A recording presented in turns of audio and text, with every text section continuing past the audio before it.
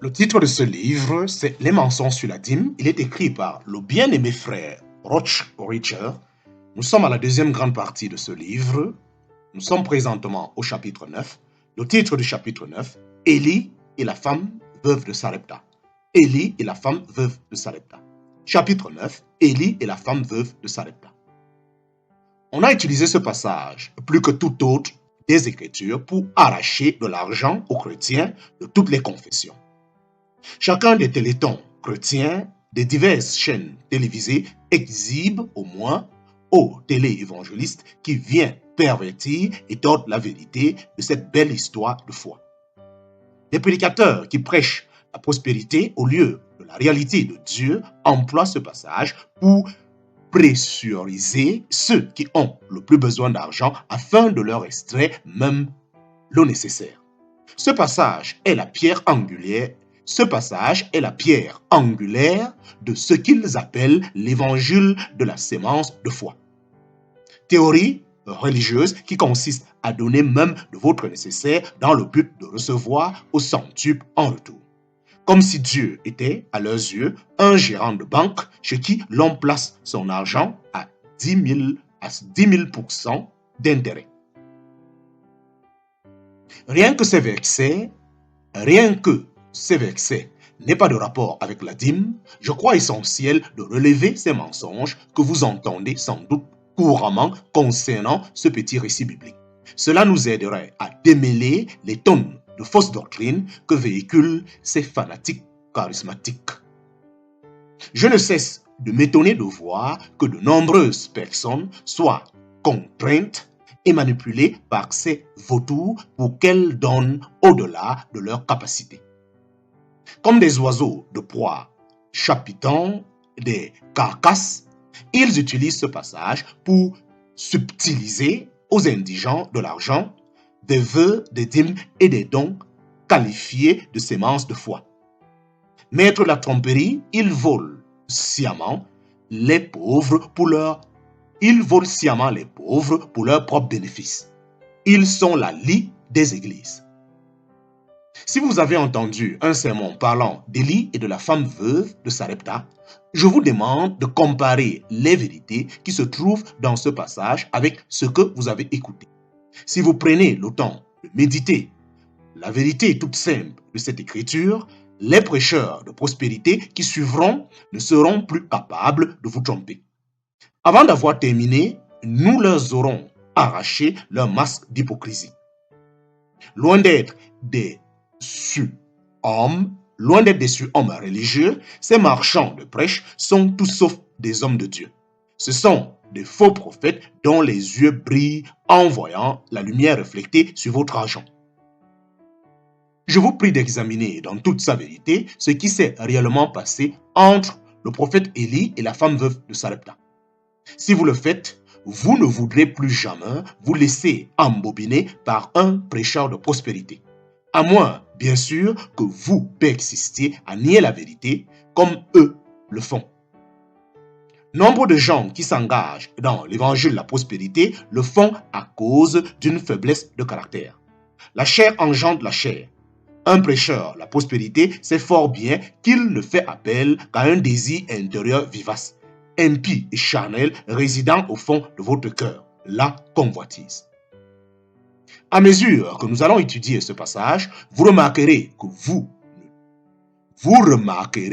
nous ne tenterons pas de lire entre les lignes ce qui ne s'y trouve pas. Ces versets se présentent avec la force de la vérité visible qui y est contenue. La vérité repose sur ses propres assises et aucun homme n'a la capacité de la retenir infiniment, car le plus grand défenseur de la vérité est Dieu lui-même. Et qui peut combattre Dieu et le vaincre? C'est le téléévangéliste John Avanzini qui a sans aucun doute donné de ce passage la plus mauvaise interprétation. Lors d'une levée de fonds au canal TBN américain, Avanzini se lança dans une dissertation à propos d'Élie et de la femme veuve, laquelle dissertation allait à peu près dans ce sens. Voyez-vous, enfants de Dieu, tout ce dont vous avez besoin, c'est d'avoir confiance en l'homme de Dieu en ce qui a trait à votre état financier. La première chose qu'a fait Élie, une fois arrivé, c'est d'évaluer la situation financière de la femme veuve. Si la veuve avait caché sa situation financière à l'homme de Dieu, elle n'aurait pas reçu la bénédiction. Voyez-vous, enfants de Dieu, ce que certains d'entre vous devez faire, c'est de prendre votre condition bancaire et de l'exposer à l'homme de Dieu. Vous devez présenter votre état financier à l'homme de Dieu. Si vous ne pouvez pas faire confiance à l'homme de Dieu, eh bien, à qui auriez-vous confiance, enfant de Dieu? Plusieurs d'entre vous devez prendre le téléphone, appeler maintenant et faire un don à partir de votre nécessaire. Certains d'entre vous devez livrer vos finances à votre pasteur. Réveillez-vous, enfant de Dieu, vous ne pouvez surpasser Dieu. Et alors, lente épaule Crouch s'écrie: Oh, gloire! John, essuyant ses fausses larmes avec un mouchoir où coule son mascara, renchérit tout ému: quelle parole! Ces hérésies blasphématoires ne vous rendent-elles pas malades? Qu'a-t-il d'étonnant à ce que les non-croyants pensent que nous avons perdu la tête? Ceux qui n'ont qu'un cœur et des yeux charnels ne parleront toujours que de choses physiques. Pour eux, les bénédictions de Dieu ne se situent qu'au niveau charnel.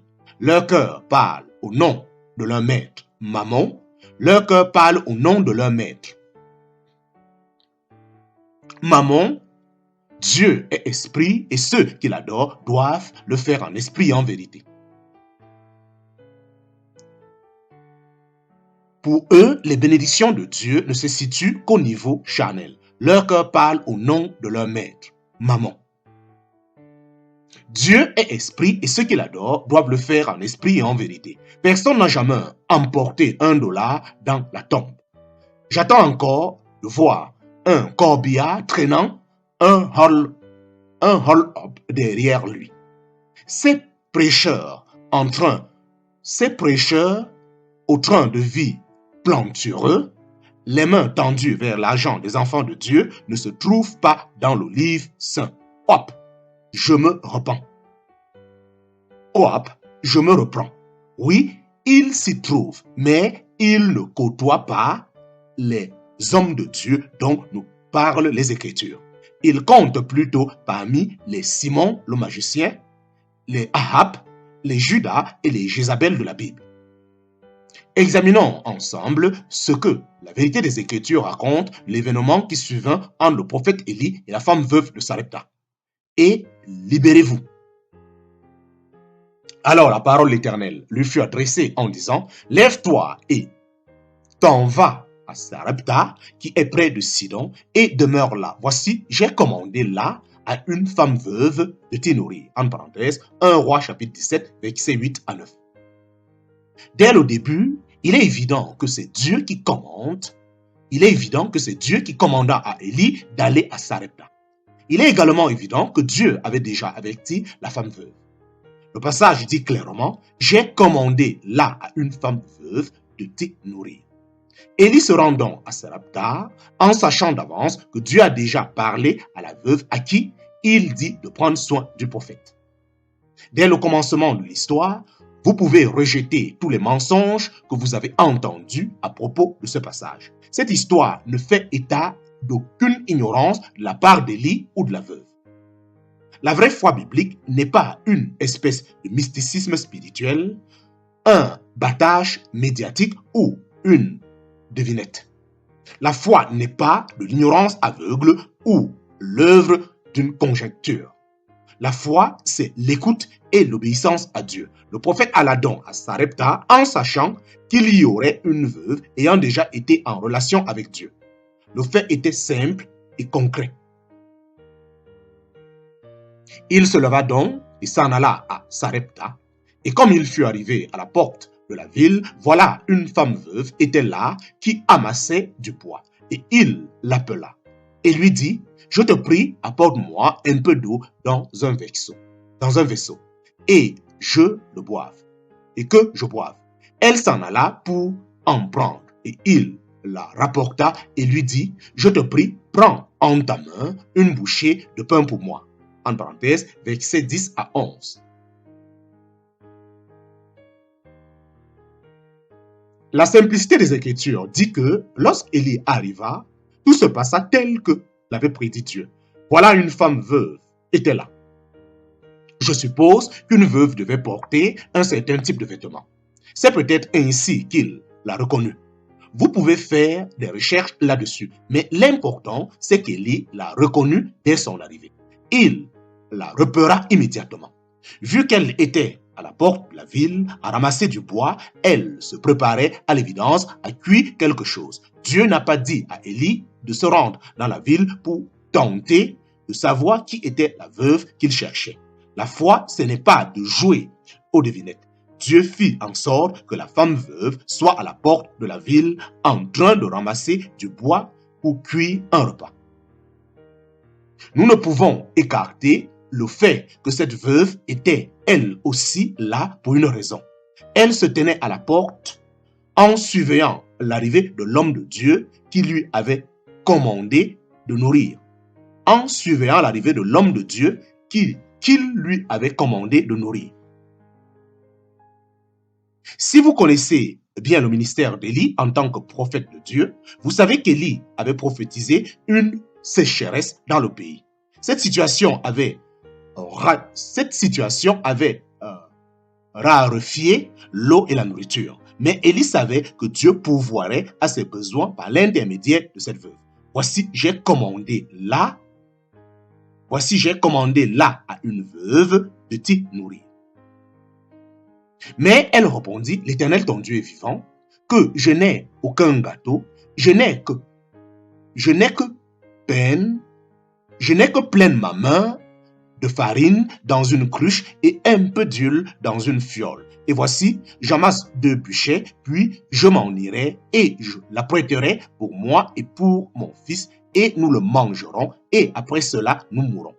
Et Élie lui dit, ne crains point, va, fais comme tu dis, mais fais-moi premièrement un petit gâteau et apporte-le-moi, et puis tu en feras pour toi et pour ton fils. Car ainsi a dit l'Éternel, le Dieu d'Israël, la farine qui est dans la cruche ne défaudra point, et l'huile qui est dans la fiole ne défaudra point, jusqu'à ce que l'Éternel donne de la pluie sur la terre. En parenthèse, versets 12 à 14.